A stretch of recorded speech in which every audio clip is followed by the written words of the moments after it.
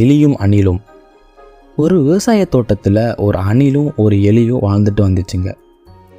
அது ஒரு சோள விளைவுக்கு தோட்டங்கிறதுனால விளைச்ச சோளத்தை எல்லாமே பக்கத்தில் உள்ள ஒரு குடோனில் தான் சேமித்து வச்சுருந்தாங்க.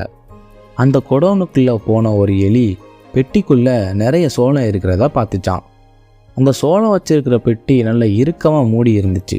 ஆனால் அதில் ஒரே ஒரு சின்ன ஓட்டை மட்டும் இருக்கிறத பார்த்துச்சு அந்த எலி. உடனே அந்த ஓட்டை வழியாக உள்ளே போச்சு. உள்ளே போல அந்த எலி சோளத்தை நிறைய சாப்பிட்டுச்சு. நிறைய சாப்பிட்டதுனால அதோட வயிறு ரொம்பவே பெருசாகிருச்சான். எலியோட வயிறு பெருசானதுனால அந்த எலி உள்ளே போன ஓட்டை வழியாக வெளியே வர முடியாமல் உள்ளேயே மாட்டிக்கிச்சு. அப்போது அந்த அணில் அங்கே வந்துச்சான். அதிகமாக தின்னுட்டு வெளியே வர முடியாமல் தவிச்ச எலியை பார்த்து சிரிச்சிச்சான்.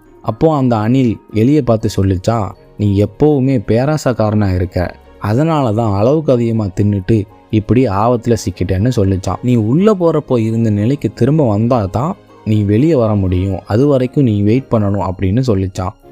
ஒரு நாளைக்கு அப்புறமா அந்த எலியோட வயிற்றில் இருந்த சோளம் எல்லாம் செமிச்சு அதோட வயிறு சுருங்கி பழைய மாதிரி மாறிடுச்சான்.